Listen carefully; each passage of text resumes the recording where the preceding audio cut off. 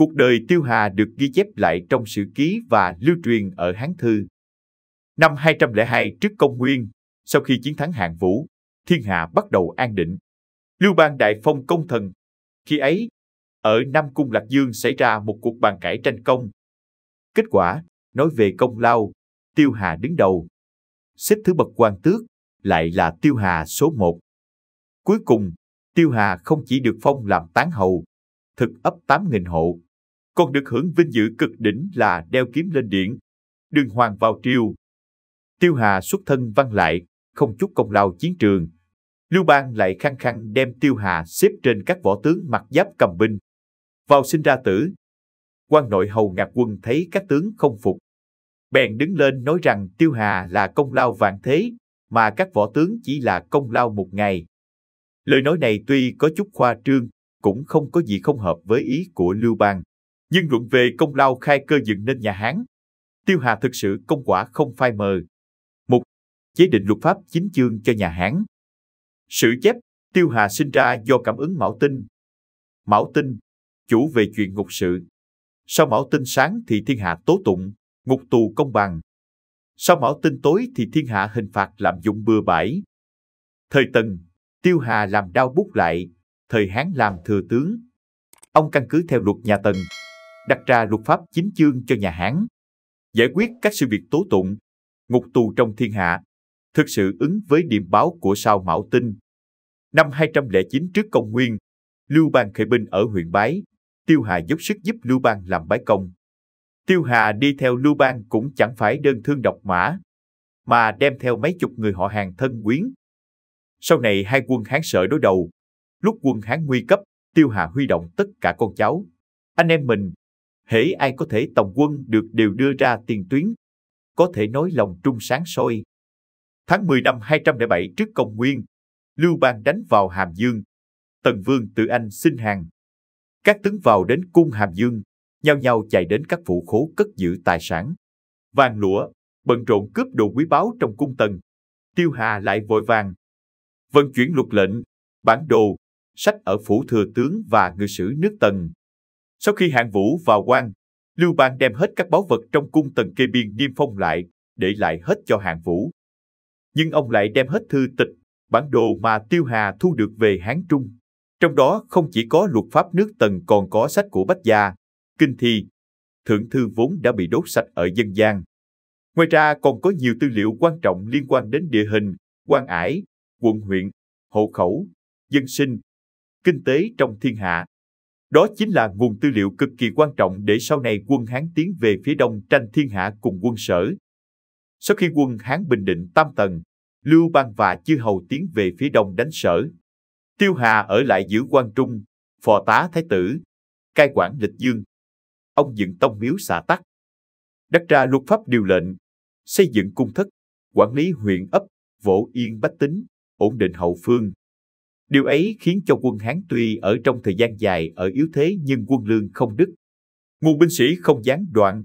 Cuối cùng, lại nhờ tài năng trác tuyệt của Hàn Tín ở tiền tuyến, quân Hán lấy yếu thắng mạnh, giành được thắng lợi cuối cùng trước một Hạng Vũ thiên hạ vô địch. Những việc ấy có thể nói lao khổ công cao, nhưng sở dĩ nói thành cũng Tiêu Hà, chính là bởi Tiêu Hà đã vì triều Hán mà tiến cử Hàn Tín, danh tướng kiệt xuất, người duy nhất khi ấy có thể đánh bại Hạng Vũ, giành về thiên hạ cho Lưu Bang. Hay tiến cử quốc sĩ dưới trang đuổi Hàn Tín. Năm 206 trước công nguyên, Lưu Bang được phong làm Hán Vương, dẫn mấy vạn quân Hán theo đường Tử Ngưu vào Hán Trung. Trong quân Hán phần nhiều có người đất Sở, quân sĩ nửa đường đào ngũ bỏ trốn rất đông. Đại quân đến Nam Trịnh, có người đến báo cho Tiêu Hà, Trị Túc đô úy Hàn Tín cũng đã từ bỏ đi. Tiêu Hà nghe báo, không kịp hỏi ý kiến Lưu Bang, vội vàng đuổi theo. Hàn Tín vốn có chí lớn, mưu cao mà Lưu Bang không nhìn ra, điểm này cũng không trách Lưu Bang được. Nó giống như lấy tầm nhìn của chim yến. Chim sẻ vốn chỉ ở trong bụi rậm mà đo chí chim hồng. Chim học tung cánh giữa trời cao vậy. Do đó, tuy ban đầu đã có đàn công, sau lại có Tiêu Hà dốc sức tiến cử, Lưu Bang vẫn chỉ cho Hàn Tín làm Trị Túc đô úy, hỗ trợ Tiêu Hà xử lý việc quân lương. Hàn Tín tự thấy ở lại trong quân Hán thì không thể thi triển chí mình, nên mới quyết định bỏ đi. Tiêu Hà đuổi kịp mời Hàn Tín quay trở lại, lập tức đi gặp Lưu Bang. Lưu Bang lúc đó tuy không thể nhìn ra hùng tài của Hàn Tín, nhưng lại coi Tiêu Hà là cánh tay của mình, không thể rời xa một khắc. Thế là đối với can gián của Tiêu Hà, nói là nghe theo. Tiêu Hà nói Hàn Tín là bậc quốc sĩ vô song. Lưu Bang lập tức tỏ ý bái Hàn Tín làm tướng. Tiêu Hà nói, bái làm tướng thì quá nhỏ, muốn bái thì phải bái làm đại tướng. Lưu Bang lập tức tìm Hàn Tín bái làm đại tướng. Tiêu Hà nói, bái đại tướng không phải trò trẻ con, cần lập đàn, trai giới, chọn ngày, làm lễ. Lưu Bang vốn rất ghét sự phiền nhiễu của lễ nghi phép tắc, lại bất ngờ cười to đáp ứng. Cho đến ngày bái tướng, Hàn Tín đem sách lược lớn lên phía bắc Bình Định Tam Tầng, tiến sang đông tranh thiên hạ đưa ra, Lưu Bang mới hết sức mừng rỡ và hối hận. Mừng rỡ vì có được bậc quốc sĩ vô song này, hối hận vì suýt mất một đại tướng hùng tài. Do đó nhìn lại nửa đời trước của Tiêu Hà, thực sự đã lập công lao hiển hách cho triều Hán. Cuối cùng địa vị cao tột đỉnh của kẻ bề tôi, danh thành công toại. Chỉ đáng tiếc, Tiêu Hà không giữ được thành cho đến trọn đời, mà lại để bại cùng Tiêu Hà trở thành chân dung cuối đời của mình. 3. Cúi đầu trước Lã Hậu, lừa Hàn Tín vào cung. Năm 196 trước công nguyên, Triệu tướng quốc Trần Hy khởi binh tạo phản ở đất Đại, Lưu Bang đi chinh phạt. Một hôm, Lã Hậu triệu Tiêu Hà vào cung, nói với ông ta rằng Hàn Tín và gia thần âm mưu, làm nội ứng cho Trần Hy, mưu hại Lã Hậu và Thái tử. Đoạn, lệnh cho Tiêu Hà lừa Hàn Tín vào cung Trường Lạc để giết. Tiêu Hà nghe lệnh, cảm thấy thật khó xử. Ông vốn biết Hàn Tín, cái ơn một bát cơm còn đem nghìn vàng báo đáp, cái nhục chui hắn còn lấy đức báo. Làm người như vậy tất không có lòng làm phản. Lùi một bước mà luận. Hàn Tín lúc đó giữ binh đất Tề, quyền thiên hạ trong tay. Nếu nói mưu phản, thì dễ như trở bàn tay. Nhưng Hàn Tín lại kiên trì cho rằng bội tính sẽ mang lại điểm xấu, nên không nghe theo lời can gián của Vũ Thiệp, khoái triệt, không mưu đồ tam phân thiên hạ. Cớ sao sau khi Lưu Bang nhất thống Giang Sơn, thiên hạ đại định, lại có thể làm phản cơ chứ? Lại lùi thêm một bước mà xét. Đầu thời Hán, Hàn Tín được phong làm Sở Vương. Ở đất Sở quê nhà, chính là Hùm Thiên ở chốn Sơn Lâm. Nếu làm phản, sao không nhân lúc đó liên kết với Hoài Nam Vương Anh Bố, Lương Vương Bành Việt mà mưu sự? Cớ gì Hàn Tín lại phải đợi đến lúc ở Trường An, bị giam lỏng, cáo bệnh không vào triều đã 6 năm để mưu phản đây? Chưa kể, kẻ ngoại ứng khi ấy chỉ là một viên tướng soàn ở mãi đất đại xa xôi. Trong ứng ngoài hợp làm sao nổi, do đó lời nói của Lã Hậu, cả về tình, về lý đều không thông. Nhưng lúc này, Tiêu Hà lại không thể nói giúp cho Hàn Tín một câu. Tiêu Hà biết rõ cái họa của Hàn Tín thực sự là do công cao mà bị Lưu Bang, Lã Hậu nghi kỵ. Ngay từ 6 năm trước, Lưu Bang theo kế Trần Bình, khi giả du ngoạn Vân Mộng đã nảy ý giết Hàn Tín. Cuối cùng việc không thành là do Lưu Bang sợ uy vọng của Hàn Tín lớn, do dự mãi không quyết. Nhưng Lã Hậu độc đoán chuyên chế, so với Lưu Bang thì nham hiểm vượt xa nhiều. Tiêu Hà tự liệu rằng nếu không nghe lệnh bà ta e sẽ có mối lo về tính mạng.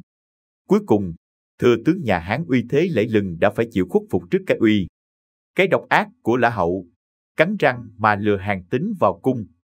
Tiêu Hà vừa nói Trần Hy đã bị tiêu diệt, Lưu Bang khải hoàn, muốn Hàn Tín dù mang bệnh cũng vào chúc mừng. Hàn Tín tuy giỏi binh thiện chiến, nhưng lòng dạ quang minh lỗi lạc, không nghĩ đến Tiêu Hà sẽ lừa dối mình. Nhưng sau khi Hàn Tín vào trong nhà chung ở cung Trường Lạc thì đã không còn trở ra nữa. Lã Hậu không chỉ giết Hàn Tín, mà còn tàn độc tột bậc, chu di tam tộc ông. Tiêu Hà bị Lã Hậu cho vào trong, đã mưu hại Hàn Tín, người mà Lưu Bang ngày đêm sợ tài năng của hắn. Nhưng Tiêu Hà tuy có hiền năng tiến cử nhân tài, có cơ trí nhận biết thời cuộc, tuy có tài năng trị quốc nhưng lần này lại không thể dự tính chu toàn được. Cái chết của Hàn Tín cũng là bước ngoặt cuộc đời ông. 4. Bị Lưu Bang nghi kỵ. Lưu Bang nhanh chóng biết tin, khi ấy vẫn chưa kết thúc chiến sự đất Đại. Liền sai người biểu dương công lớn Tiêu Hà, không chỉ gia phong thêm 5.000 hộ, còn bái làm tướng quốc và phái một đô úy cùng 500 binh sĩ ngày đêm bảo vệ phủ tướng quốc.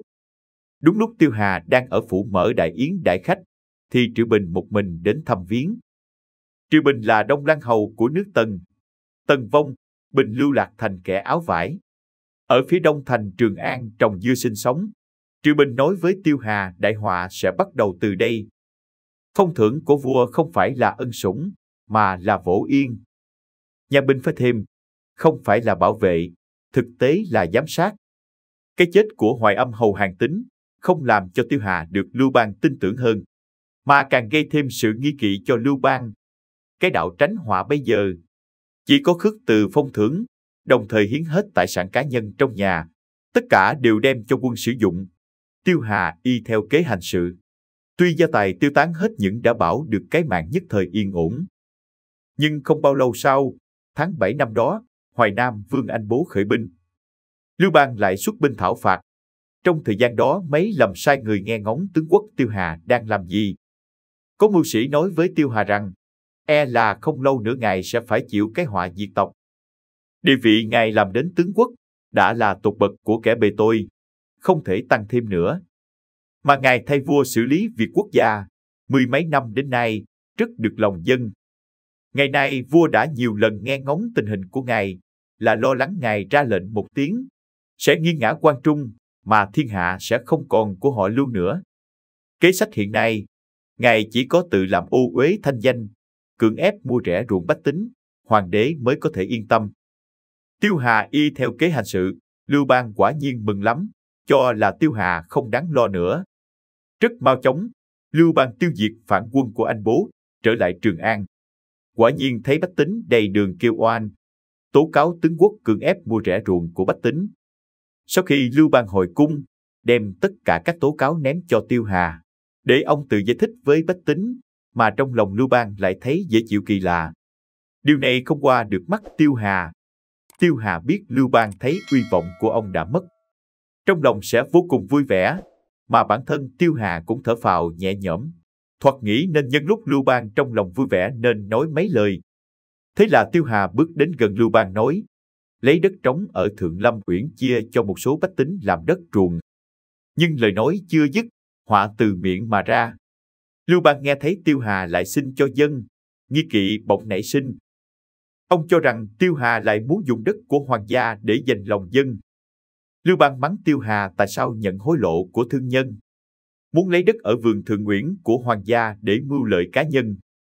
Đoạn giao Tiêu Hà cho đình úy, đeo gông cùm, nhốt trong đại lao. Sau đó, trong triều có người khuyên gián Lưu Bang nói, Tiêu Hà nhiều năm trấn thủ Quan Trung, bệ hạ nhiều năm chinh chiến bên ngoài. Tiêu Hà nếu làm phản thì quan Tây đã không phải của bệ hạ từ lâu rồi. Lưu Bang nghe lời đó, tuy trong lòng không vui, cuối cùng thấy giam Tiêu Hà trong đại lao có phần không thuyết phục, thế là lại phóng thích Tiêu Hà. Lúc đó Tiêu Hà đã ở tuổi hoa giáp 60 tuổi. Tuy đại nạn không chết nhưng lòng còn run sợ. Từ đó về sau, Tiêu Hà tuy vẫn tiếp tục ở trong triều làm thừa tướng nhưng lặng lẽ ít nói.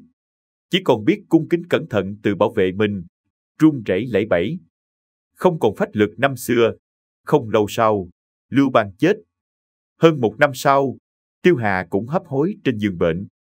Hiếu Huệ Đế đến hỏi Tiêu Hà sau khi 100 tuổi thì ai có thể làm thừa tướng, mà Tiêu Hà dường như vẫn còn run sợ, không dám nói nhiều. Cho đến khi Hiếu Huệ Đế tự nói ra tên Tào Tham, Tiêu Hà mới gật đầu tỏ ý tán đồng. Kinh thi có câu, Mỹ bất hữu sơ, tiễn khắc hữu chung, ban đầu không tốt, hiếm mà có hậu. Cổ nhân cho rằng người và vật đều cần phải có thủy, có chung.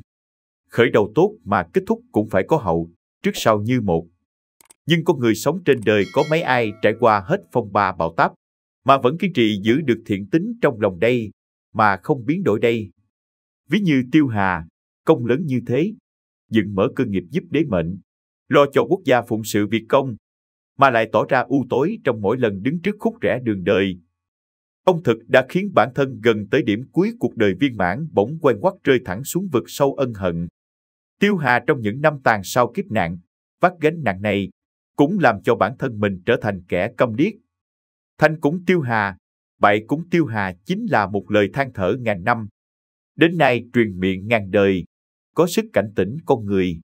Có bài thơ rằng, thành cũng Tiêu Hà, bại cũng Tiêu Hà, dẫn đường chỉ lối, khai quốc công thần. dối dũng hiền tài, cung đình hoàn thiện, đặt luật chính chương, hậu thế noi gương, tiết thầy mạo tinh, nhất thời mê muội, nhằm giúp lã hậu, hại chết lương tài, bảo trọng chưa xong, lại gây họa mới, tán tài từ phong, ô danh từ rớt, giả dối chốn đâu, như ngồi vạc dâu, đạo nghĩa chẳng giữ, sao gọi hiền minh, chẳng như ban đầu, khó mà có hậu, thành cũng tiêu hà, bại cũng tiêu hà. Video của chúng tôi đến đây là kết thúc. Cảm ơn tất cả các bạn đã quan tâm tới xe hay V88 và theo dõi video của chúng tôi. Đừng quên like, share và đăng ký kênh nhé. Đặc biệt đừng quên bật chuông để theo dõi những video nhanh nhất. Một lần nữa xin cảm ơn tất cả các bạn.